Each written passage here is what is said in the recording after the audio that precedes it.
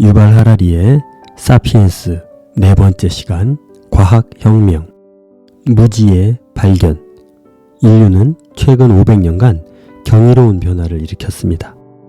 기원 후 1500년 지구 인구는 5억 명에 불과했지만 현재는 70억 명에 육박합니다. 당시 인류가 사용한 에너지는 13조 칼로리였지만 오늘날에는 1500조 칼로리를 매일 소비하고 있습니다. 그리고 당시 인류는 집 표면에 붙어 살았는데 현재 인류는 우주로 나아가고 있습니다. 이렇게 엄청난 변화가 불과 500년 만에 이루어졌다니 실로 놀랍지 않을 수 없습니다. 그중 가장 결정적 사건의 시간을 꼽는다면 1945년 7월 16일 오전 5시 29분 45초였습니다. 인류가 처음으로 원자폭탄을 엘러모고도 사막에서 터뜨린 것입니다.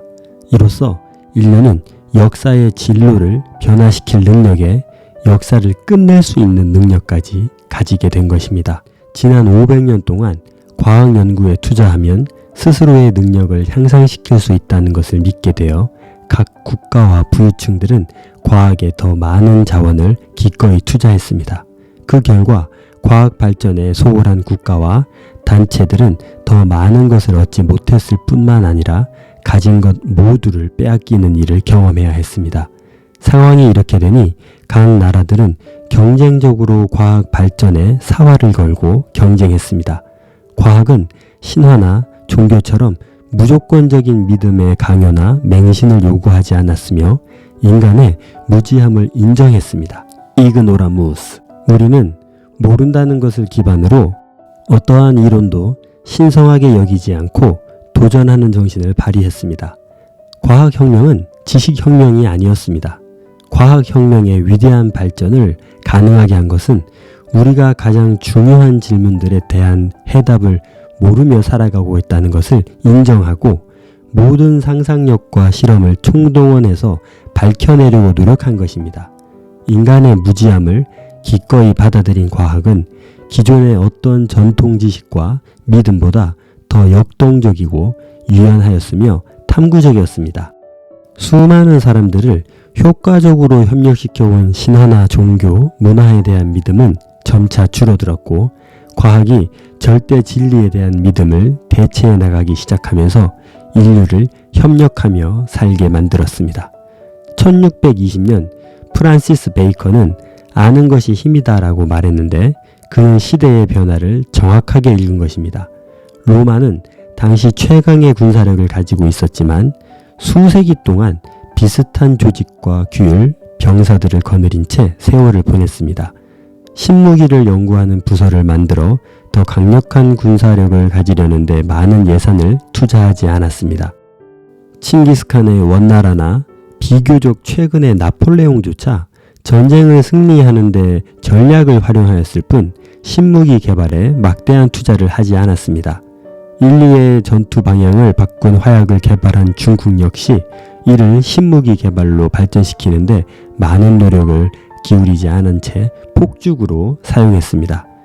과학적 발전에 많은 투자를 해야 한다는 것을 정체시킨 이유는 또 하나 있었습니다. 권력자들이 과학 발전에 큰 관심을 보이지 않는 상황 속에서 종교와 문화가 큰 역할을 감당했던 것입니다. 이슬람의 마호메트, 기독교의 예수, 불교의 부처와 동아시아의 공자는 세상의 중요한 일은 무엇든지 알고 있는 존재들로 여겨졌으며 이들이 말한 삶을 살다가 이들이 말하는 후세로 떠나는 것이 인생에서 가장 중요한 일로 여겨졌습니다. 그러니 이전 것을 지키고 유지하는데 혼신의 힘을 기울였고 진보적인 변화를 억제하게 된 것입니다. 신이 창조했고 지배하는 세상에서는 그저 신이 원하는 삶을 살다가 신이 있는 저 세상으로 가는 것만이 영원을 누릴 수 있는 길이었습니다. 그리고 타고난 재능을 모두 신을 위해 사용하는데 최선을 다했던 것입니다.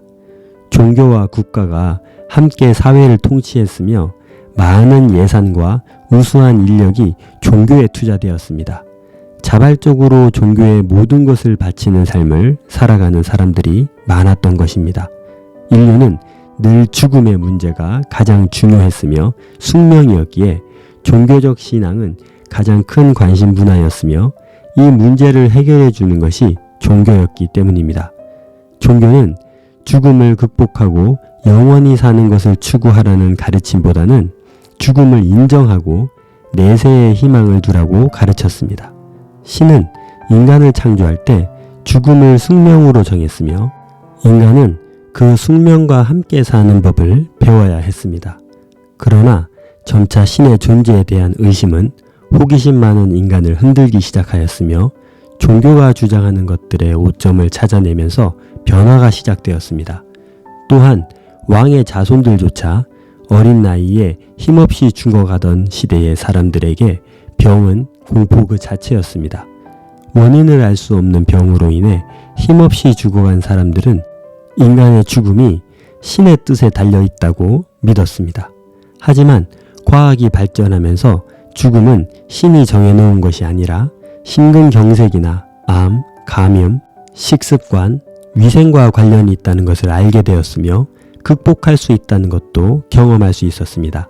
이뿐만이 아니라 우주에 대한 지식, 신의 영역이었던 자연적 현상들도 이에 대한 지식들이 쌓이면서 신은 점점 설 자리를 잃어갔으며 여러 문제들을 과학적 기술이 해결해내기 시작하면서 인류는 종교보다 과학을 더 신뢰하기 시작했습니다. 과학에 대한 신뢰는 그동안 종교에 쏟아부은 열정과 투자를 과학으로 옮기는 결과를 초래했습니다. 한 개인의 탁월한 능력의 지성이 세상을 변화시키는 데 단초 역할을 감당하지만 이를 실현시켜주는 것은 충분한 자금 지원이 뒷받침되어야 비로소 실제 영향력을 행사할 수 있습니다. 아무리 뛰어난 지성이 상상할 수 없는 천재성을 머금고 있다고 해도 자금 지원이 없다면 한 개인의 몽상으로 끝날 것입니다. 그런데 과학은 우리가 생각한 것 이상으로 많은 비용을 요구합니다. 그리고 성과를 얻는 데에도 많은 기간이 걸리며 확실한 결과를 얻어내리라는 보장도 없습니다. 그래서 비용 부담이 엄청납니다. 인류는 한정된 재원을 가지고 어디에 투자할지 고민해야 했습니다. 과학은 스스로 이를 판단하지 못하기에 인간이 결정을 내려야 하는데 대부분의 자원이 현실적 이익을 가져다 줄 수 있는 곳에 집중되었습니다. 바닷속 수중 고고학, 남극 연구, 동물들의 의사소통 연구보다는 핵물리학, 정보통신, 전자제품 등이 가져다주는 혜택이 많았기에 절대적인 비용이 한쪽으로 몰렸습니다. 그 결과물이 인류를 멸망시킬 수 있다고 하더라도 인간은 끝내 그 결과물을 얻어냈습니다. 경제와 정치적인 이익이 가장 절실하다고 판단했기 때문에 상상할 수 없는 수준의 비용을 경쟁적으로 군사력 증강에 사용하여 왔고 현재도 그렇게 하고 있습니다. 과학은 정치, 경제, 종교와 결합하여 발전해 왔으며 인류는 필요한 결과물을 안겨주는 곳에 집중적으로 투자해 왔습니다. 그 결과 제국주의와 자본주의는 서로를 강력하게 필요로 했으며 지난 500년간 역사의 중심에서 활동하였습니다. 과학과 제국의 결혼. 근대 과학은 유럽 제국 덕분에 번창할 수 있었다고 할 수 있습니다. 근대 과학이 그리스, 중국, 인도, 이슬람 등의 고대 과학 전통에 큰 빚을 지고 있는 것은 분명하지만 본격적인 과학혁명은 분명 유럽의 제국주의에 의해 시작되었습니다. 20세기 중반까지 방대한 과학적 발견을 수립하고 분석하는 일련의 일들은 유럽 제국을 지배한 지적 엘리트들에 의해서 발생했습니다. 물론 극동과 이슬람 세계에도 유럽 못지않은 지적 호기심이 있었지만 뉴턴에서 아인슈타인의 물리학, 다윈의 생물학에 비할 수 있는 결과물은 나오지 못했습니다. 그 이유는 무엇일까요? 유럽인들이 과학을 더 잘하는 특별한 유전자라도 지녔을까요? 유발 하라리는 이에 대한 해답으로 유럽의 사고방식을 주목하였습니다. 인간이 무지하다는 것을 인정하는 데서 출발한 유럽의 과학자와 정복자가 결합하여 새로운 발견을 해내겠다는 의지를 불태웠으며 새로운 지식이 세계의 주인으로 만들어줄 수 있다는 희망을 품었기 때문에 가능했다는 것입니다. 과거의 지배자들은 넓은 영토를 정복했지만 자신들이 모르고 있던 무언가를 발견하기 위한 확장이 아니었습니다. 로마, 몽골, 아즈텍인들은 자신들의 안위와 권력, 부를 차지하기 위해서 새로운 지역을 정복해 나갔을 뿐 새로운 지식을 찾아 나선 것은 아니었습니다. 이와 대조적으로 유럽 제국주의자들은 새 영토뿐 아니라 새로운 지식을 획득하겠다는 의지를 가지고 바다로 떠났습니다. 그렇게 시작된 이들의 발자취를 살펴보면 포르투갈의 항해자 에니크 왕자와 바스코 다가마는 아프리카 해안을 탐사하면서 발견한 섬과 항구의 지배권을 주장하였으며 콜럼버스는 아메리카를 발견하자 스페인 왕의 통치권을 선포했습니다. 마젤란은 세계 일주 항로를 찾아내는 동안 만난 필리핀을 스페인의 소유로 만들 기초를 놓았습니다. 이렇게 유럽 세계에서는 세계로의 대항해가 시작되었는데 유럽을 제외한 다른 지역과 나라들에서는 이런 활동이 전혀 일어나지 않았습니다. 그들은 여전히 세상은 자신들의 나라를 중심으로 돌아간다고 굳게 믿고 있었고 아메리카나 대서양과 태평양의 넓은 세계를 놓고 유럽과 경쟁하려는 시도조차 하지 못했습니다. 1420년 중국의 명나라 때 정화제독이 유럽보다 1세기나 앞서 대항해를 했었습니다. 규모는 엄청나서 유럽의 대항해 시대와 비교할 바가 아니었습니다. 수백 척의 배에 3만 명에 이르는 인원이 탑승하여 아프리카까지 자신들의 위상을 알렸습니다. 어디서도 본 적 없는 엄청난 규모였습니다. 하지만 중국은 유럽인들처럼 방문 지역을 정복하고 식민지로 삼지는 않았습니다. 그리고 그곳을 연구하지도 않았습니다. 말 그대로 방문하고 중국의 위상을 알리면 그것으로 충분했습니다. 이 여정은 계속 이어지지 못하고 결국 중단되고 말았습니다. 유럽 이외의 지역은 유럽이 세계를 누비며 발이 닿는 곳마다 자신들의 깃발을 꽂았을 때 자신들의 시야에 갇혀 있었던 것입니다. 기술, 경제력, 군사력 어느 하나 부족하지 않았지만 세계관의 차이가 너무 달랐기에 인류의 역사는 오늘날의 모습으로 진행된 것입니다. 당시에 아프로아시아의 지도에는 빈 공간이 없었습니다. 자신들이 세상의 중심이며 세상은 이미 자신들이 다 알고 있다고 생각했던 것입니다. 그러나 유럽 제국들은 비어있는 세계 지도를 그렸고 빈 공간을 채워나가기 위해 노력했습니다. 탐험하고 정복한다는 사고방식은 유럽인들에게 깊이 뿌리내려 제국주의 욕구와 과학적 호기심에 대한 열정으로 강하게 표출되었습니다.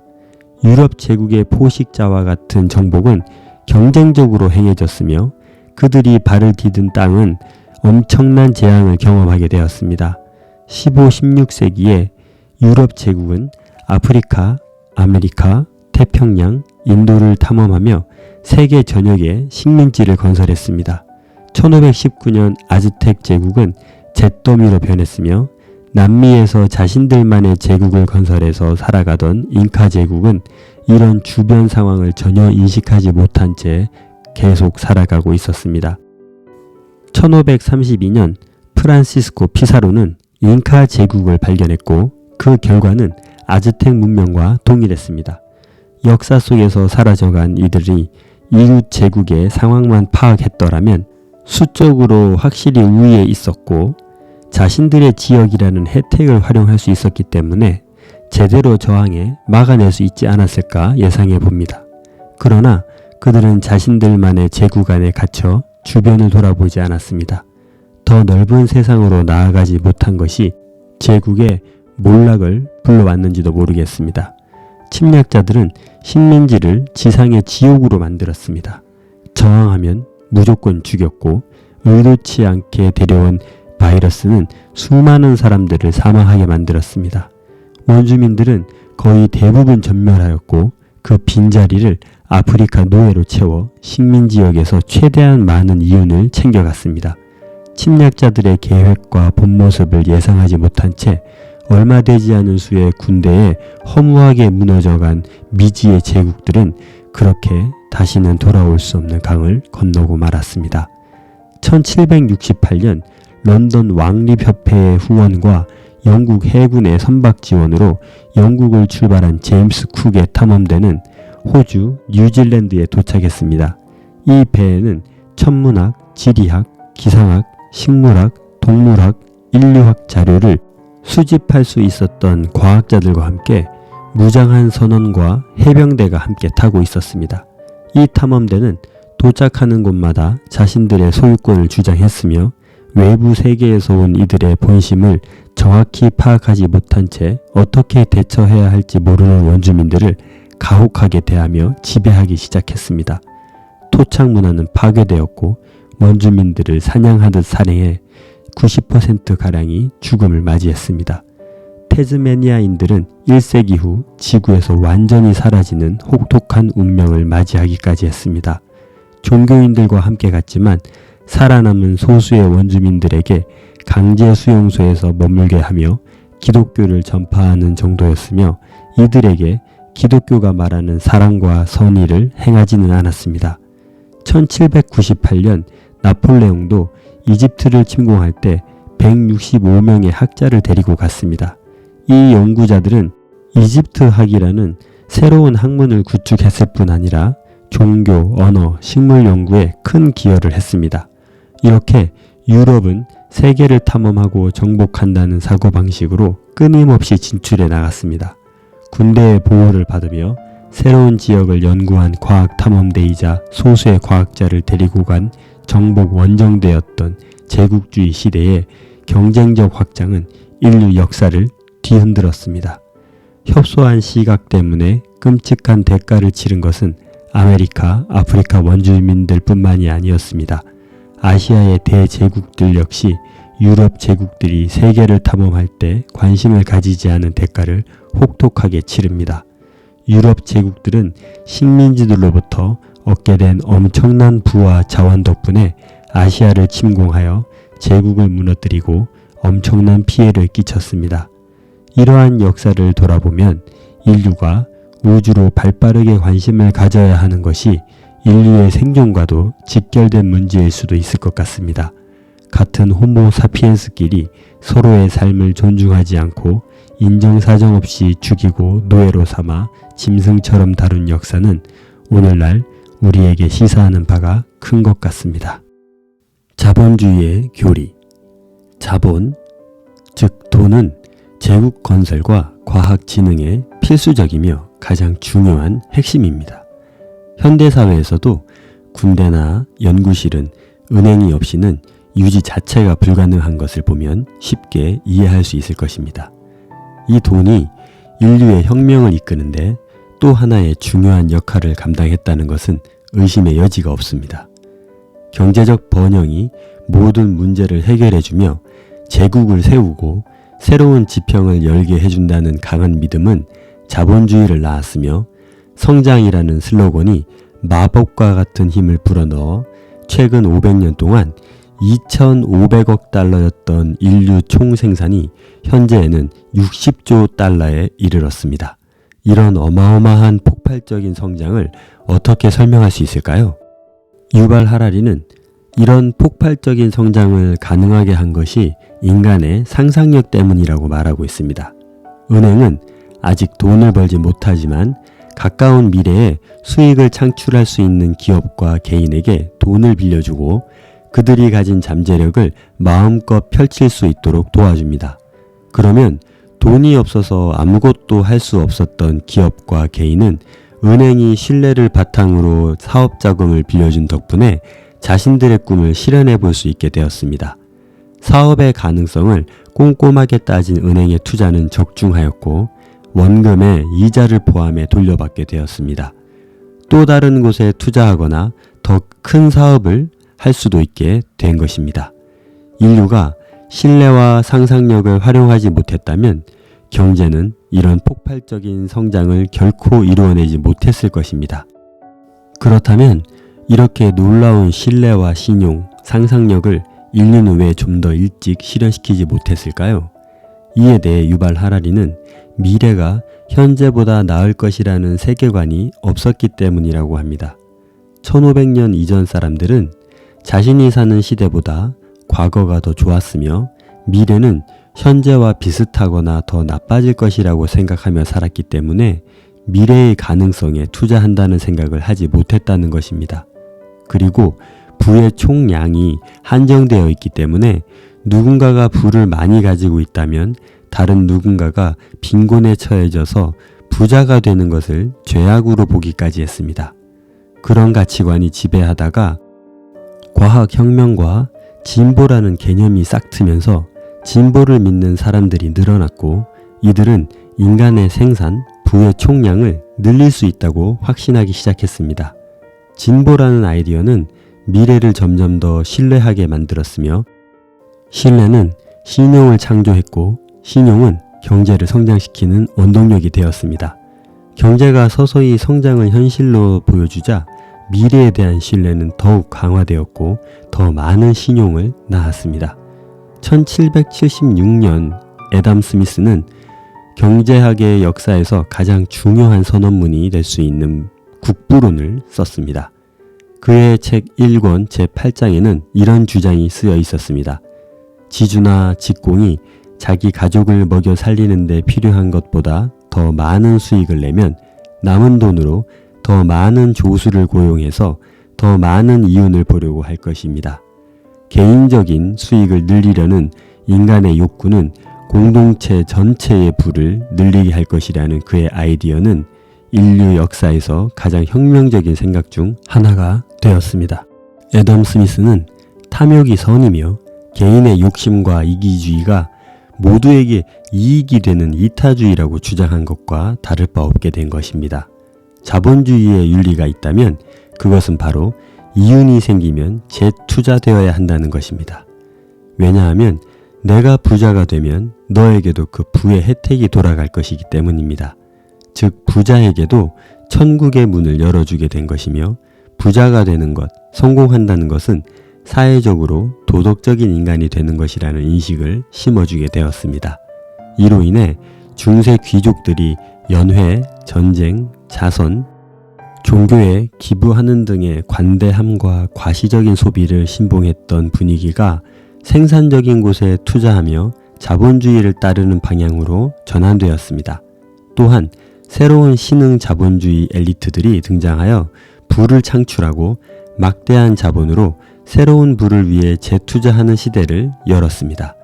투자를 통해 얻게 된 이익을 재투자하면 경제가 더욱 빠르게 성장하며 부의 총량도 증가한다는 아이디어를 앞다퉈 선전했으며 점차 자본주의는 경제를 넘어 하나의 신념이 되어버렸습니다.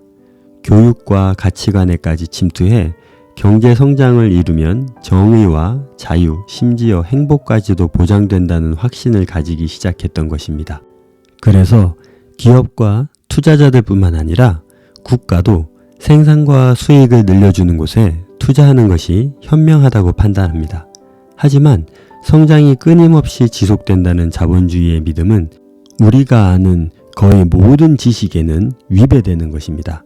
자본주의에서 투자는 새로운 이익을 창출하며 창출된 이익을 다시 재투자하면 또다시 수익이 창출된다는 무한 확장성을 이야기하지만 우주 어디에도 무한히 증가만 하는 것은 없습니다.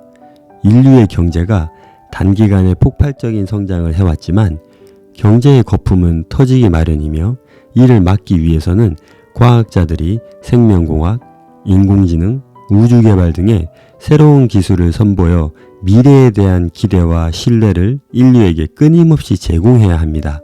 만약 이 기대를 충족시키지 못하는 순간 신뢰를 바탕으로 존재하는 환상의 자본이 순식간에 소멸되어 인류 전체를 공황 상태에 빠지게 할 것입니다. 그렇다면 자본주의가 유럽 제국에 등장해서 어떤 역할을 감당했을까요? 근대에 들어섰을 때 아시아의 제국인 청나라와 오토만 제국은 세금과 약탈을 통해 자금을 조달했습니다. 반면에 유럽의 왕과 상류층 사람들은 상인의 사고방식을 따르기 시작했습니다. 세금보다는 신용 대부를 통해 자금을 조달했고 최대의 수익을 향한 야망을 키워갔습니다. 은행가와 상인이 세워가는 새로운 제국은 갑옷을 두른 왕과 귀족이 세운 제국을 이기기 시작했습니다. 1484년 크리스토퍼 콜럼버스는 포르투갈 왕을 찾아가 동아시아를 향한 새 무역로를 개척할 테니 선단을 구성할 자금을 지원해달라고 제안했습니다. 당시 탐사는 위험이 크고 비용이 많이 드는 외면받는 사업이었습니다. 배를 건조해야 하고 선원과 군인들의 급여를 줘야 했고 그들의 보급품을 마련해야 했으며 수익을 낸다는 보장은 더더욱 희박했기 때문입니다. 그래서 포르투갈 왕은 당연히 거절했습니다. 하지만 콜럼버스는 뜻을 굽히지 않고 스페인의 통치자 페르디난드와 이사벨라에게 투자를 요청했습니다. 당시 스페인의 정세와 이사벨라의 상황이 맞아떨어져 이사벨라를 설득하는 데 성공했고 이 결정이 인류의 역사를 현재에 이르게 하는데 단초가 되었습니다. 그리고 스페인의 이 결정은 상상도 할 수 없는 부를 얻게 해주었습니다. 이후 유럽은 위험하게 여겼던 탐사에 큰 신뢰를 가지게 되었고 기꺼이 투자를 하게 되었습니다. 그래서 신뢰는 신용대출을 통해 자금을 공급했고 새로운 대륙의 발견 성공은 식민지를 안겨다 주었으며 식민지에서는 이루 말할 수 없는 수익을 되돌려주는 마법 같은 순환이 일어났습니다.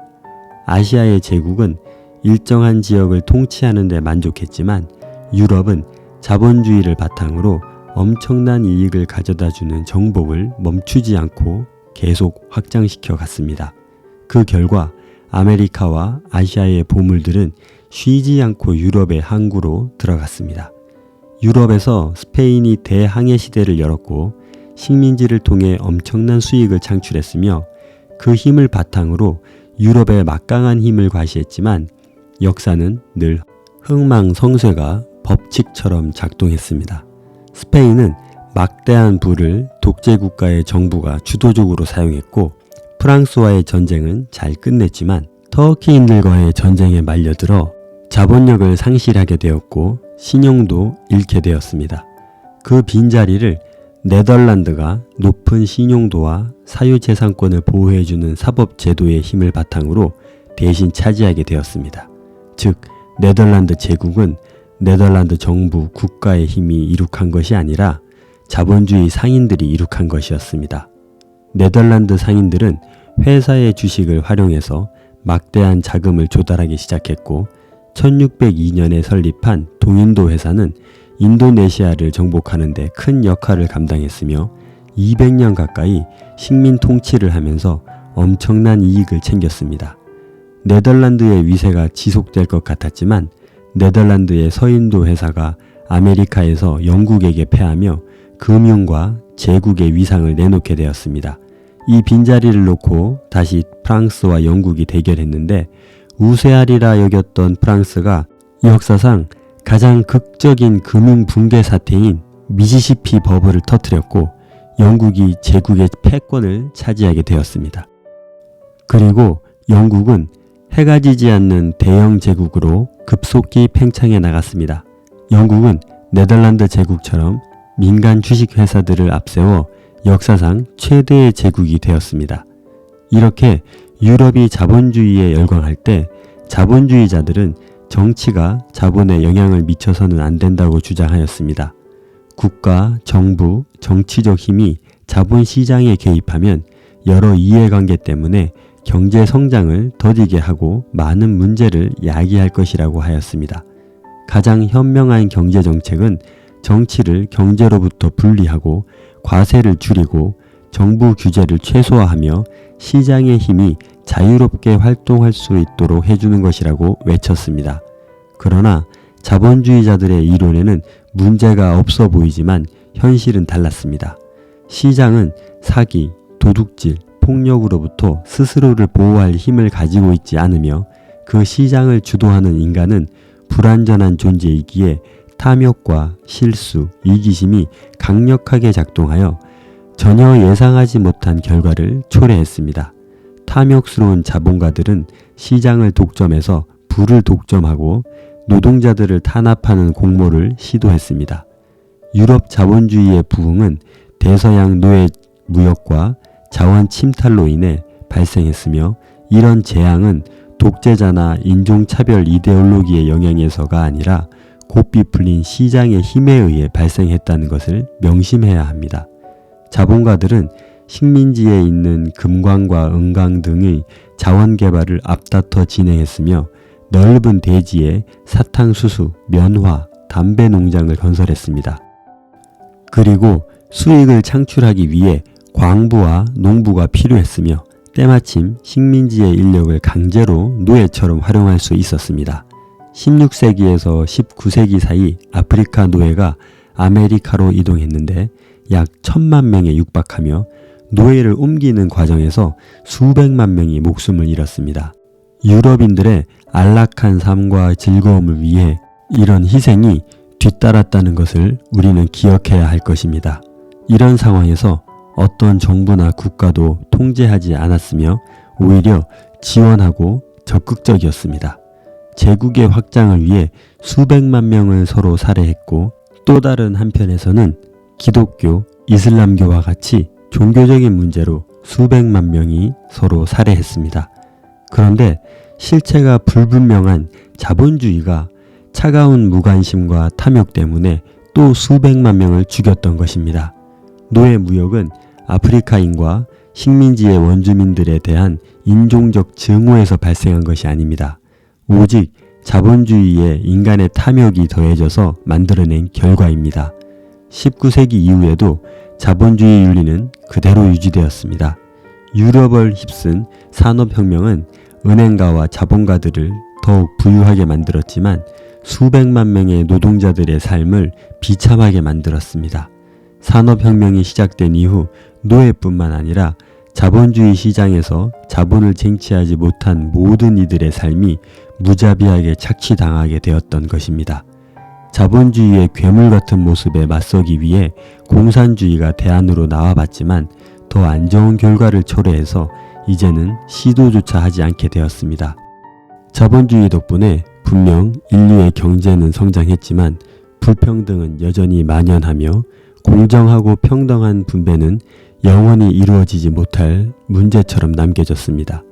자본주의자들은 자본주의가 성장해 오면서 여러 문제들이 있었고 여전히 해결되지 못한 부분들이 있지만 조금만 더 인내심을 가진다면 좋은 결과를 가져올 것이라고 주장합니다.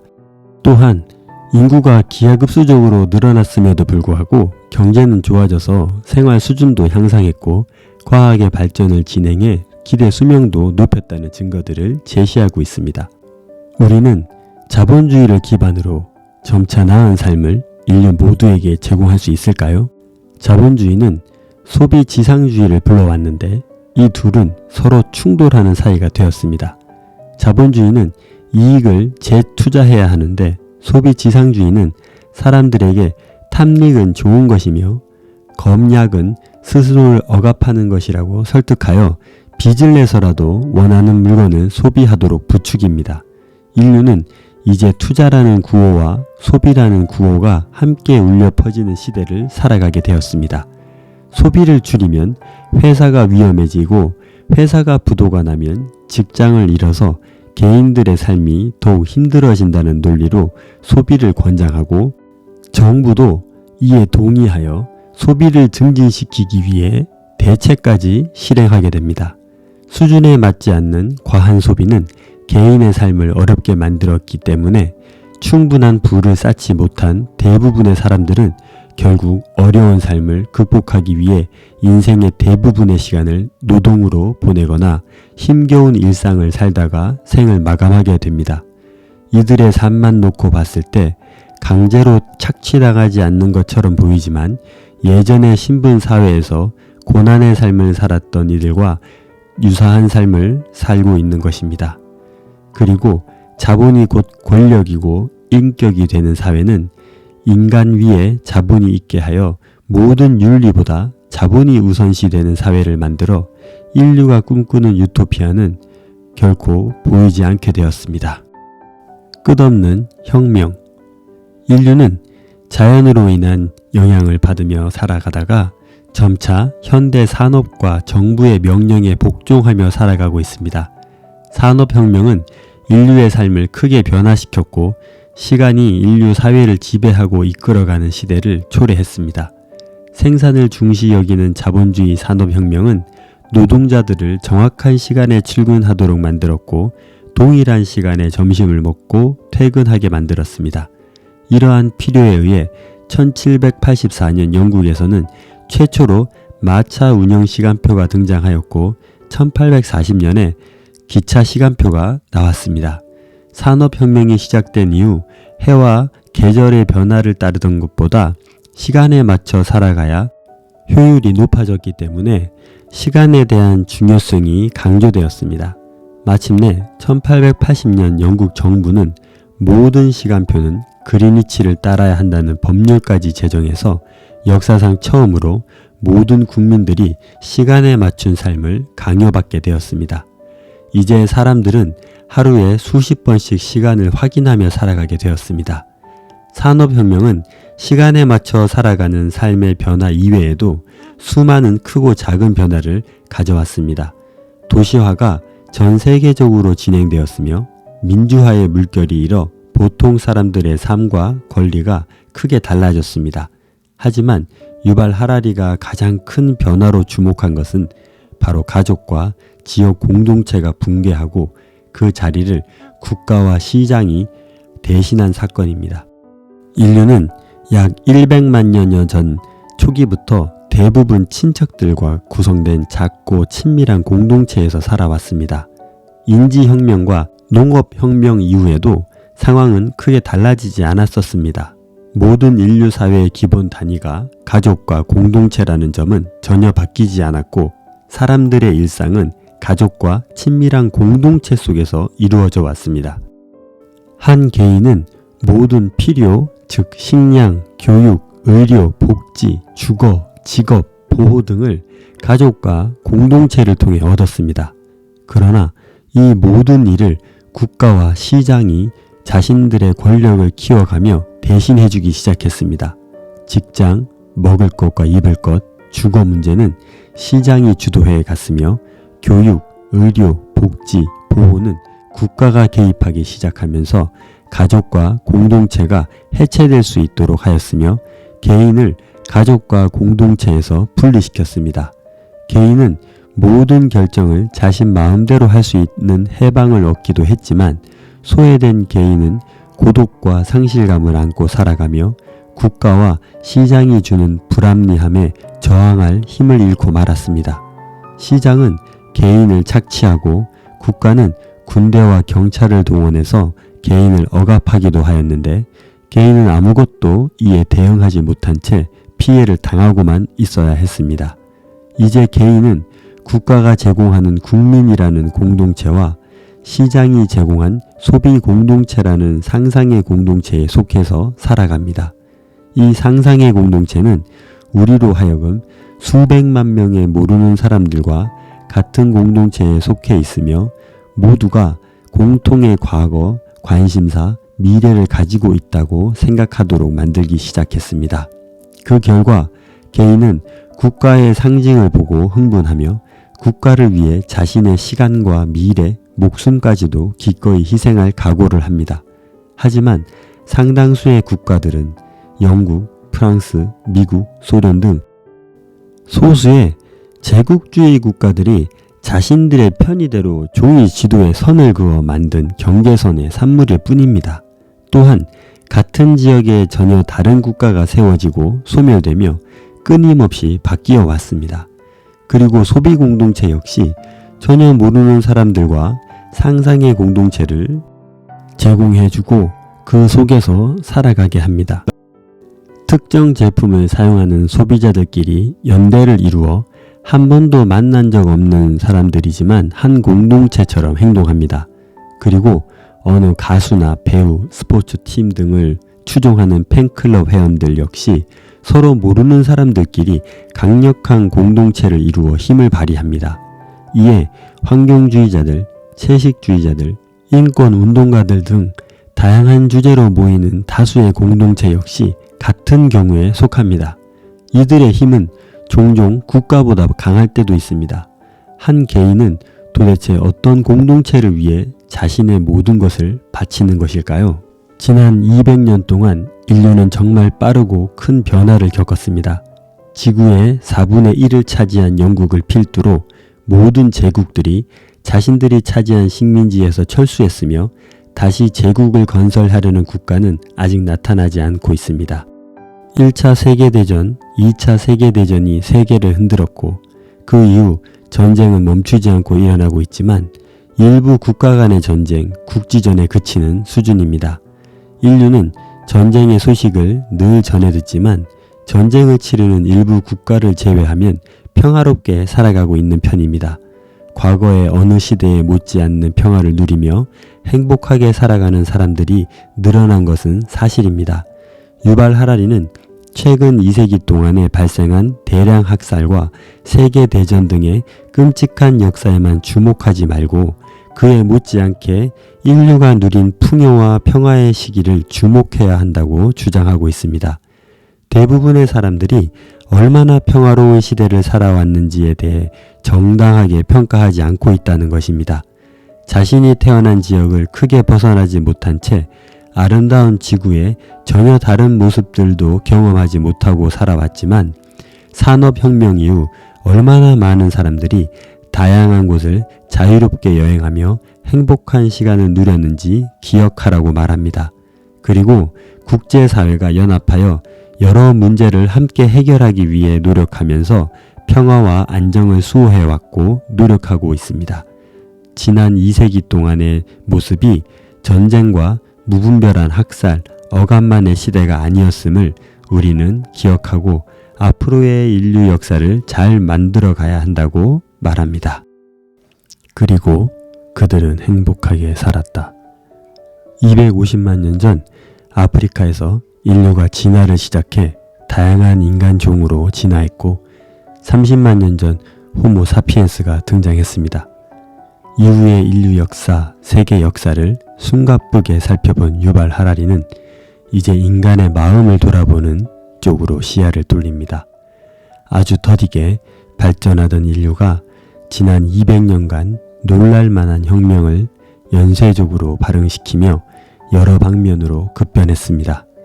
경제가 기하급수적으로 성장한 것은 물론이고 정치, 인권, 일상생활, 사회질서, 문화, 인간의 심리마저도 이렇게 크게 변화할 수 있나 싶을 만큼 많은 부분이 바뀌었습니다. 이런 급속한 변화 속에서 인류는 행복해졌을까요? 인간의 삶, 존재 이유, 궁극적인 목표에 대한 견해는 다양하겠지만 유발 하라리는 결국 행복하게 살고자 하는 욕망에 의해 우리는 무언가를 하는 것이라고 판단한 것 같습니다.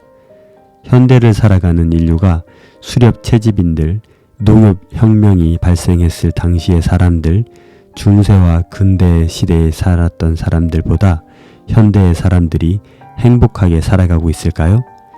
인류가 오랜 세월 동안의 노력으로 과거와 비교한다면 초인적 힘과 엄청난 에너지를 가지게 되었지만 행복하게 살고 있는지에 대한 질문은 많은 생각을 하게 합니다. 평균 수명은 짧았지만 최소한 노예의 삶을 살지 않았을 수렵 채집 시대가 농업사회나 식민지 시대, 세계대전과 전쟁의 시대보다 불행했다고 말할 수 있을까요? 부유함은 분명 인간의 삶을 만족시키고 행복하게 사는 데 큰 부분을 차지하지만 그 부유함이 인류 전체가 누릴 수 있는 것이 아니라 소수의 특권이라면 엄청나게 증가한 경제적 부유함이 인류의 행복을 대변할 수 있을까요? 오히려 상대적 빈곤감으로 인해 수렵 채집인들보다 월등히 좋은 환경에서 살고 있을지라도 불행하다고 느끼며 살게 할 것입니다. 비교는 경제적 상황에만 적용되는 것이 아닙니다. 고대 사회의 노예의 삶을 산 사람들, 대항해 시대에 식민 지배를 받으며 처참한 삶을 산 사람들, 인류 역사에서 보면 지구 곳곳에서 자주 있었던 대학살의 현장에 있었던 사람들, 전쟁의 소용돌이를 경험한 사람들보다는 월등히 괜찮은 삶을 살고 있는 사람들이라 할지라도 자유와 평등, 사회 질서가 균형 잡힌 어떠한 사회보다 자신이 사는 삶이 힘들다고 느낀다면 목숨을 걸고 격렬하게 저항합니다. 마치 지옥에서 탈출이라도 하려는 사람들처럼 말입니다. 이런 걸로 보아 인간에게 고통과 힘겨운 삶이란 비교가 아닐까 생각도 듭니다. 또한 우리의 신체는 오랜 세월 동안 수렵 채집인의 삶을 사는데 적합하도록 진화되었는데 농업사회와 산업사회로의 급변으로 인해 부자연스러운 삶을 살게 되었고 진화된 본능을 제대로 표출하지 못하는 삶에 불만족을 느끼며 살아왔습니다. 그리고 우리 인간이 가진 신체적 한계를 극복할 수 있게 도와준 의학이 인류에게 말할 수 없는 행복을 가져다 준 것은 사실이지만 더 나아가 노화를 방지하고 영원한 생명을 가능하게 한다 하더라도 인류가 행복해질 수 있을 것이라는 확신을 가질 수는 없을 것 같습니다.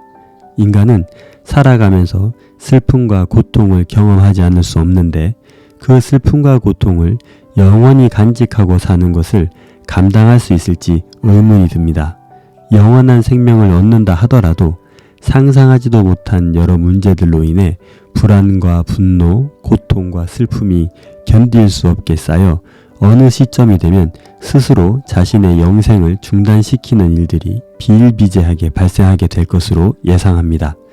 이러한 불만족을 해결하기 위해 철학자, 종교인, 문학가들은 행복의 본질을 수천 년간 숙고해온 결과 사회적, 윤리적, 정신적 요인도 물질적 요인만큼 중요하다는 사실을 알게 되었고 자신의 환경에 만족할 줄 아는 지혜를 강조해왔습니다. 행복은 지극히 주관적인 그 무엇이기에 스스로의 감정과 생각을 바꾸면 행복은 멀리 있지 않다는 것입니다. 삶은 보람 있는 것이고 우리의 미래를 낙관적으로 바라보는 긍정적인 사고는 인간을 행복하게 살게 하는데 큰 역할을 감당합니다. 사회과학자들은 행복을 정치, 자유, 사회 시스템 등과 연관시키지만 생물학자들은 생화학적이고 유전적인 요인과 결부시킵니다. 인간이 느끼는 행복은 신경, 뉴런, 시냅스, 그리고 세로토닌, 도파민, 옥시토신 등의 다양한 생화학 물질에 의해 결정된다는 것입니다. 생물학자들의 입장에서는 인간이 행복을 느끼고 인간을 행복하게 만드는 것은 오직 신체 내부의 쾌감적인 감각입니다. 혈관 속을 흐르는 다양한 호르몬과 뇌의 여러 부위에서 오가는 전기 신호의 반응에 의한 것입니다. 행복하다는 것은 쾌락적인 신체적 감각을 느끼는 것과 다르지 않습니다. 그렇기에 유사한 사람은 있어도 같은 사람은 없을 만큼 다양한 인간들은 행복을 느끼는 감각도 모두 제각각이어서 동일한 사건이나 감정을 경험했을 때 느끼는 행복의 크기가 다릅니다. 그리고 행복이라는 쾌감을 향한 의지도 다릅니다. 학자들이 행복의 역사를 연구하기 시작한 것은 최근의 일이라 아직 초기 가설을 만들고 연구 방법을 찾는 단계입니다. 행복을 추구하는 인간의 본성은 단지 편안하려는 본성이 아닙니다. 행복은 자기 만족이며 그것을 채우고 이루기 위해 편안함과는 전혀 어울리지 않는 고통을 감내하기도 합니다. 힘들고 어려운 일로 분류하는 양육의 현실에서도 잘 나타나는데 양육의 모든 일들이 힘들고 어렵다고 말하지만 아이가 행복의 원천이라고 말하며 기꺼이 그 일을 감당합니다. 오히려 더 잘 해내기까지 합니다. 행복은 단순하게 즐거움의 총합이 아니라 개인의 삶이 의미 있고 가치 있는 것으로 채워나가게 하는 의지도 아주 크게 작용합니다. 의미 있는 삶을 위해서는 어떤 고난을 겪는 순간에도 지극히 행복할 수 있으며 아무리 안락한 삶을 살고 있더라도 의미 없는 삶은 끔찍한 무료함과 시련을 줄 수 있습니다. 그렇다면 수많은 목숨을 희생해서 얻게 된 제국이 당시를 산 사람들에게 행복을 선사했을까요? 인류가 온갖 수고와 아픔과 고통을 이겨내고 이룬 무수한 업적들이 행복에 어떤 영향을 미쳤을까요? 현재 우리의 시선으로 봤을 땐 너무나 고통스러운 삶을 살았을 것 같은 과거의 사람들이 사후 세계에 대한 믿음이 확실하여 집단적 환상 속에서 깊은 행복을 느끼며 살았다면 우리는 행복을 객관적인 수치로 나타낼 방법을 찾을 수 없을 것 같습니다. 행복은 객관적으로 평가할 수 없는 주관적인 영역으로 보이며 삶의 의미와 생화학적 시스템에 기반하고 있다는 가정을 해볼 수 있을 것 같습니다. 그렇다면 진정한 행복은 주관적인 이상과 가치 그리고 본능에 의해 결정되니 이것들에 충실한 것이라고 말할 수 있을까요? 그리고 행복을 위해 한 종교에 자신의 인생을 바치거나 특정 사상에 깊이 빠져 살고 술과 마약, 성관계만을 추구하는 삶을 사는 것을 어떻게 생각해야 할까요? 우리는 과연 그것들을 행복의 핵심 요인이라고 말할 수 있을까요? 행복이 객관적으로도 규정될 수 없지만 주관적이라고도 보기 힘들 것 같습니다. 그래서 대부분의 종교에서는 주관적인 느낌이 행복이라고 믿지 않습니다. 오히려 인간의 본능을 따르지 않아야 한다고 강조합니다. 유발 하라리는 여러 종교 중에서 특히 불교의 입장을 흥미롭게 다루고 있으며 그 내용을 아주 인상 깊게 서술하고 있습니다. 불교는 다른 종교들에 비해 행복의 중요성을 가장 강조하며 가리킵니다. 불교도들은 2500년간 행복의 본질이 무엇인지에 대해 체계적으로 사유하고 연구했습니다. 과학자들이 불교 철학과 명상법에 관심을 보이는 이유가 바로 여기에 있습니다. 행복에 대한 불교의 접근 방법은 생물학적 접근 방식과 기본적 통찰의 측면에서 일치합니다. 행복이란 외부에서 오는 것이 아니라 자신 안에서 일어나는 과정의 결과라는 해석입니다. 그러나 불교는 생물학과는 전혀 다른 결론에 이르렀습니다. 인간은 다양한 감정을 느끼는데 즐거운 감정은 지속하거나 증가시키려고 하고 불쾌하고 고통스러운 감정은 축소시키고 회피하려고 합니다. 그런데 이 두 감정 모두가 인간을 곤혹스럽게 만든다는 결론을 내립니다. 불쾌하고 고통스러운 감정은 누구나 거부하고 싶은 감정이기에 당연히 사라지게 해야 하는 감정인데 의아스러운 것은 바로 즐겁고 좋은 감정 역시 인간의 행복을 위해 무의 상태로 만들어야 한다는 것입니다. 인생은 즐겁고 행복한 감정이 영원히 지속되도록 만들어주지 않는데 이를 계속 추구하려는 마음은 스스로를 더욱 괴롭히고 이성적인 판단을 방해해서 안 좋은 결과를 초래한다고 생각합니다. 행복을 위해 부정적인 감정은 끊임없이 밀어내느라 애쓰고 이것만으로도 힘든데 행복을 쫓아가려고 애쓰는 삶은 고통의 연속이며 진정한 행복을 무너뜨리는 지름길이라는 것입니다. 만약 이 모든 감정에서 평온할 수 있다면 얼마나 행복한 평화적 상태입니까? 주관적 느낌이나 감정을 중요하게 여기면 여길수록 더 많이 집착하게 되고 그것이 뜻대로 이루어지지 못했을 때 뒤따르는 괴로움도 더욱 심해질 것입니다.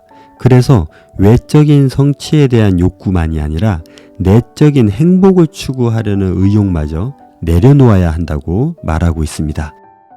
인간의 짧은 인생으로 보면 참으로 긴 역사이면서 우주의 역사와는 비교하지도 못할 짧은 순간을 산 호모 사피엔스의 역사를 돌아보며 유발 하라리는 행복이라는 아젠다를 언급하면서 우리 자신, 인간을 돌아보게 합니다. 우리는 우리가 누구인지 알기 위해 끊임없이 노력해 왔지만 그 해답을 찾는 데에는 여전히 도달하지 못해 왔습니다. 그러므로 앞으로도 이 노력은 계속 이어질 텐데 과연 한 걸음씩 그 해답에 가까이 근접할 수 있을까요? 아니면 끝을 알 수 없는 우주 속에 갇힌 것처럼 한 걸음 접근할 때마다 더 큰 질문들만이 우리를 기다릴까요? 호모 사피엔스의 종말. 호모 사피엔스는 지금까지는 자연 선택의 범주를 벗어나지 않는 범위에서 지구를 정복하고 탐사와 연구를 해오며 역사를 쏘았습니다. 그리고 활동 범위를 꾸준히 늘려서 이제 우주로 향하기 시작했습니다.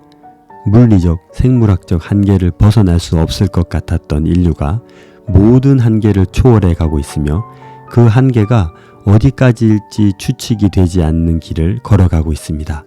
불과 얼마 전까지만 해도 인간의 연약함과 한계를 현실 속에서 절실하게 실감하며 절대적인 창조자가 모든 우주를 설계했고 인간은 그에 순응하며 살아야 한다고 여겼습니다.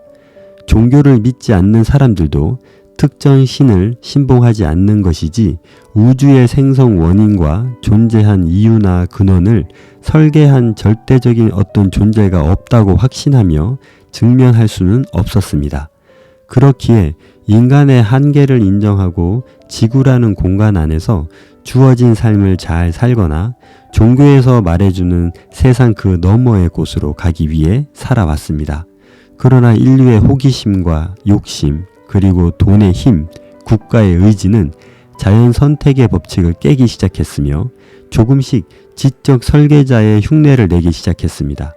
전능한 신과 비교하면 보잘것없지만 자연 법칙을 스스로 통제하고 설계하는 기술적 진보를 이뤄내고 있습니다.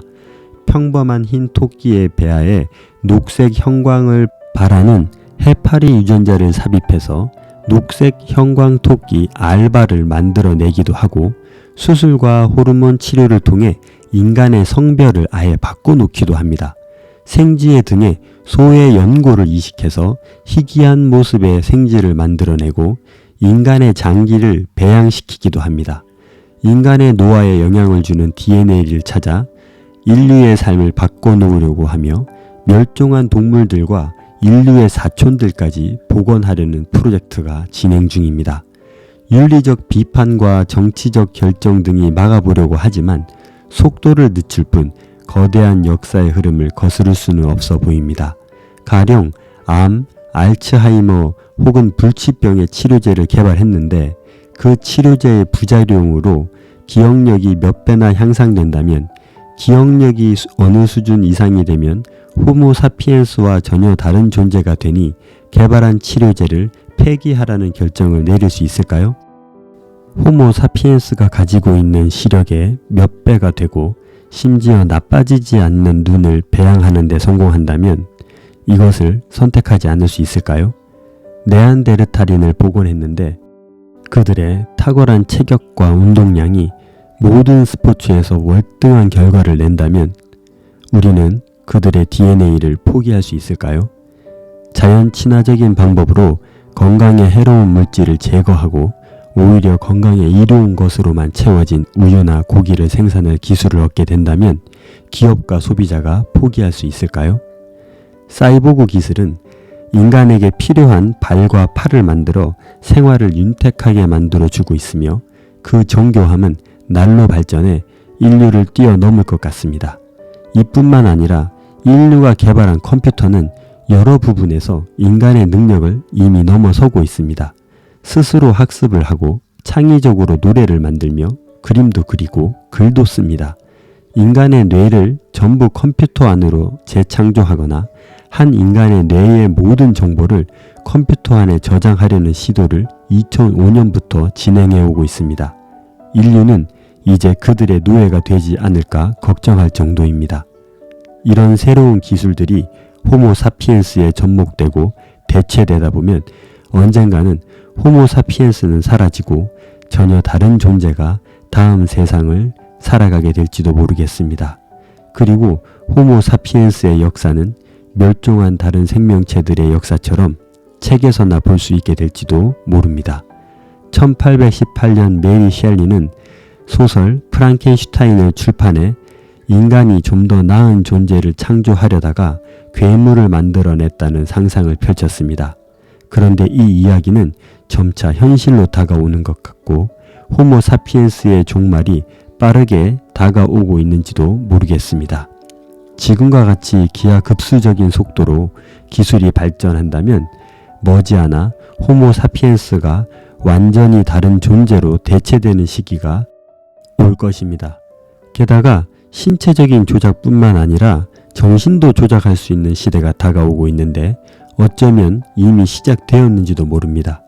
AI는 알고리즘을 이용해 수많은 사람들에게 동일한 생각을 하도록 영향을 주고 있으며 세뇌당한 집단은 판단력을 상실하여 헤어나오지 못합니다.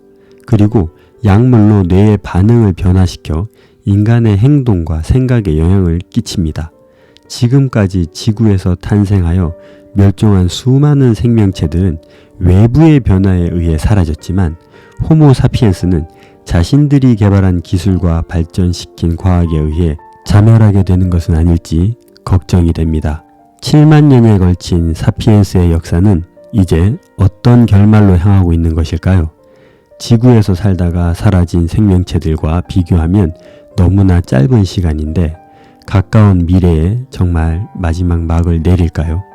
그렇다면 우리는 마지막으로 남은 하나의 질문에 답을 찾는 데 힘을 써야 할 것입니다. 과연 우리는 무엇이 되고 싶은가?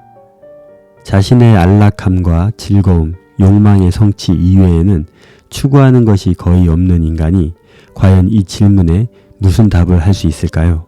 스스로 무엇을 원하는지도 모른 채 살아가다가 생을 마감하는 호모사피엔스가 조금은 허무해 보이기도 합니다. 이보다 우리가 진정으로 마주하고 있는 문제에 대한 질문, 우리는 무엇을 원하고 싶은가요? 유발 하라리는 이 질문이 섬뜩하게 느껴지지 않는 사람은 이 문제를 깊이 고민해 보길 권하며 이 책을 마무리합니다.